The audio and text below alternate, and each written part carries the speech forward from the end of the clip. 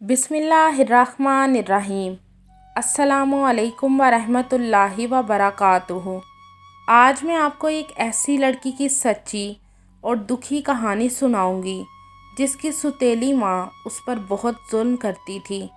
तो कहानी शुरू करने से पहले आपसे गुजारिश है कि आप मेरे चैनल हमना वॉइस को ज़रूर सब्सक्राइब करें और साथ दिए गए बेल आइकन को भी लाजमी क्लिक करें ताकि फ्यूचर में आने वाली मज़ीद वीडियोस की अपडेट्स आपको मिलती रहें।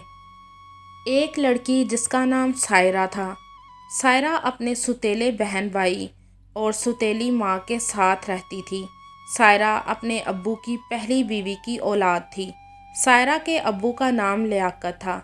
लियाकत ने जब पहली शादी की तो लियाकत के घर 1 साल बाद बेटी पैदा हुई थी जिसका नाम सायरा था। सायरा की अम्मी बीमार रहने लगी थी, इसलिए वो और बच्चा पैदा ना कर सकती थी। लियाकत एक अमीर आदमी था और वो ये सोचता था कि सायरा जब जवान होगी तो वो तो शादी करके अपने घर चली जाएगी, तो मेरा कारोबार कौन संभालेगा और मेरी जायदाद का वारिस कौन होगा। इसलिए उसने बेटे की खातिर 5 साल बाद दूसरी शादी कर ली थी। लियाकत की दूसरी बीवी जिसका नाम नगीना था, उसे सायरा की अम्मी एक आंख ना बहाती थी। वो सायरा और उसकी अम्मी से नफ़रत करती थी। फिर कुछ अरसे बाद सायरा की अम्मी वफ़ात पा गई थी तो लियाकत सायरा को नगीना के पास ले आया था। सायरा नगीना से माँ की तरह प्यार करती थी, पर नगीना सायरा को एक नौकरानी से ज़्यादा कुछ ना समझती थी। वो हर वक्त सायरा को किसी न किसी काम पर डांटती रहती थी और नगीना अपनी खुद की बेटी निदा को कोई काम ना कहती थी। वो बस हर वक्त मोबाइल या टीवी देखती रहती थी। नगीना का एक बेटा जो कि निदा से बड़ा था, उसका नाम जवाद था।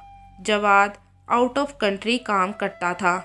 जवाद अपनी दोनों बहनों से बहुत प्यार करता था, खसूसन सायरा से वो ज़्यादा हमदर्दी करता था क्योंकि सायरा जवाद और नगीना दोनों से बड़ी थी और जवाद ये भी जानता था कि मेरी अम्मी सायरा के साथ अच्छा सलूक नहीं करती हैं। जवाद हर 2 साल बाद जब पाकिस्तान आता तो वो सबके लिए बेशुमार तोहफ़े लाता था। एक दफ़ा जब वो आया तो वो अपनी दोनों बहनों के लिए कपड़े लेकर आया था। जवाद ने सायरा को खुद नए कपड़े दिए थे, लेकिन जवाद के जाते ही नगीना ने और निदा ने उससे जवाद के दिए हुए कपड़े छीन लिए थे और उसे दोनों माँ बेटी कहने लगी कि तुम्हारी औकात नहीं है कि तुम नए कपड़े पहनो। निदा कहने लगी, ये कपड़े मुझे दे दो, 4 मरतबा पहन लूँ तो फिर तुम ले लेना, वैसे भी तुम मेरी उतरन पहनने के ही काबिल हो।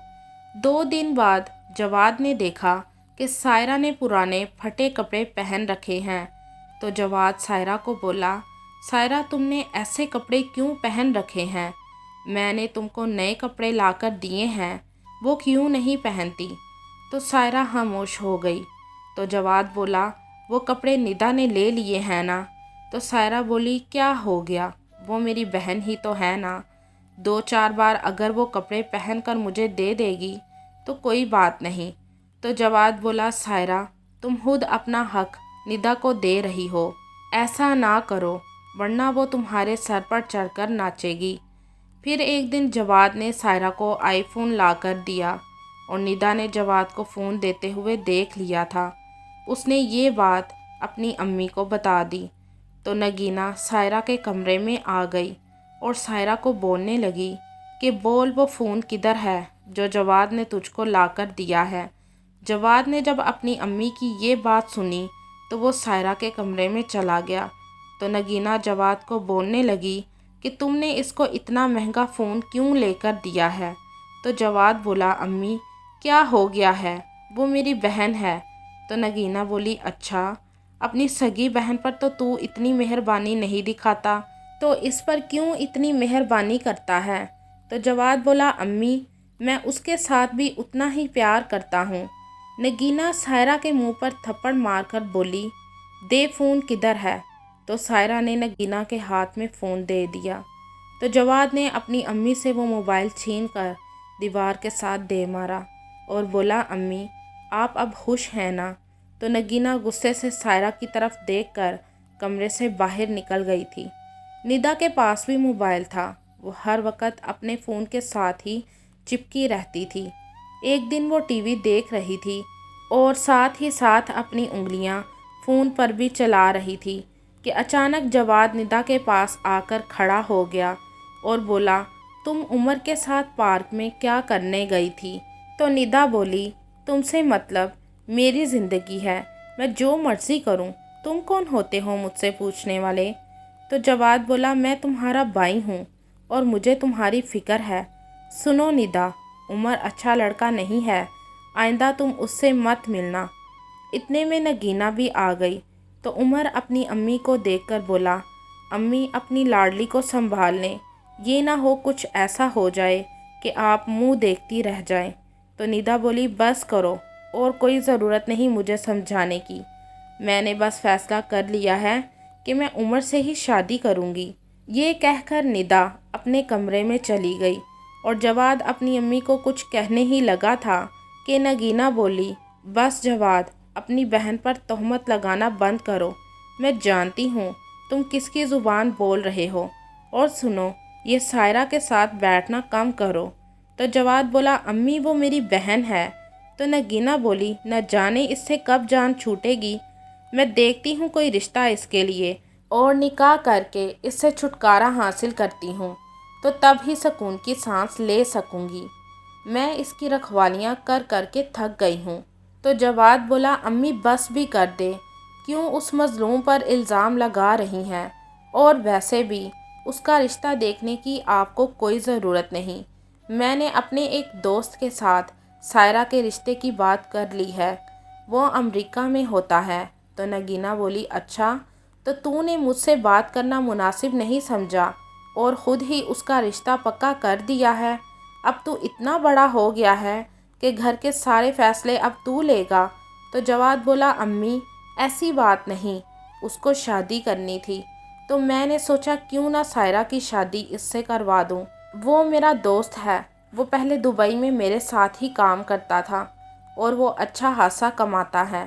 اور امی آپ سے پھر کہہ رہا ہوں ندا کو عمر سے دور رہنے کو کہیں، اور ندا کی شادی عمر سے نہیں کہیں اور کریں گے۔ تو نگینہ بولی بس خبردار، اب اگر میری بچی کے خلاف ایک لفظ بھی بولا۔ پھر 6 ماہ بعد ندا اور سائرہ دونوں کی شادی اکٹھی ہو گئی تھی۔ ندا شادی کر کے اپنے سسرال چلی گئی تھی اور سائرہ شادی کر کے 2 دن بعد امریکہ چلی گئی تھی۔ پھر 6 ماہ بعد جواد کی شادی بھی ہو گئی تھی۔ جواد کی بیوی کا نام صالحہ تھا۔ جواد شادی کے 1 ماہ بعد واپس دبئی چلا گیا تھا اور کچھ دن بعد ہی ندا طلاق لے کر گھر آ کر بیٹھ گئی تھی۔ ندا اور نگینہ نے صالحہ پر بھی بہت تشدد کرنے کی کوشش کی تھی، پر وہ ناکام رہیں، کیونکہ صالحہ ایک اچھی اور ہوشیار لڑکی تھی۔ اس نے نگینہ اور ندا سے ایک ہی بات کہی کہ اگر اس گھر میں رہنا ہے تو جیسا میں کہوں ویسا ہی کرنا ہوگا، ورنہ میں تم دونوں کو اس گھر سے نکال دوں گی، اور ویسے بھی میرے شوہر نے تم دونوں کا ٹھیکہ نہیں اٹھا رکھا کہ تم دونوں کی ہر ضرورت کو پورا کرے۔ صالحہ نے شروع میں اپنی ساس اور نند کا بہت ظلم برداشت کیا تھا، لیکن پھر صالحہ نے سوچا یہ ایسے باز نہیں آئیں گی، اس لیے صالحہ نے پھر اپنا رویہ اپنی ساس اور نند کے ساتھ سخت کر لیا تھا۔ جیسے نگینہ نے سائرہ پر بہت ظلم کیا تھا اور گھر کے سارے کام اس سے کروائے تھے، اور کبھی اس کو کھانا دیا اور کبھی نہ دیا تھا، اور سائرہ کو نئے کپڑے لے کر دینے کی بجائے اپنے اتارے ہوئے کپڑے اس کو دیتی تھی۔ اب کچھ ایسا ہی نگینہ اور اس کی بیٹی کے ساتھ ہو رہا تھا۔ جب صالحہ ان کو کھانے کو نہ دیتی اور ان کو کام چور کہتی تو نگینہ کو وہ وقت یاد آ جاتا تھا جب وہ خود سائرہ کے ساتھ ایسا سلوک کرتی تھی۔ اگر ندا چھت پر کپڑے پھیلانے جاتی تو صالحہ ندا کو کہتی اتنی دیر کیوں لگا دی چھت پر، گلی محلے میں سے اگر تمہاری کوئی بات نکلی تو مجھ سے برا کوئی نہ ہوگا۔ تو نگینہ کو بہت دکھ ہوتا تھا کیونکہ وہ کچھ ایسے ہی الفاظ سائرہ کو کہتی تھی۔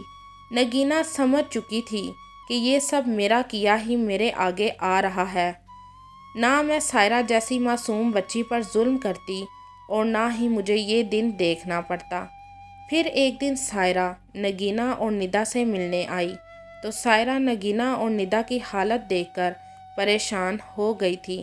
وہ امریکہ سے نگینہ اور ندا کے لیے بہت سارے کپڑے اور تحفے لائی تھی، اور سائرہ کو جب پتہ لگا کہ ندا کو طلاق ہو چکی ہے تو اسے بہت دکھ ہوا۔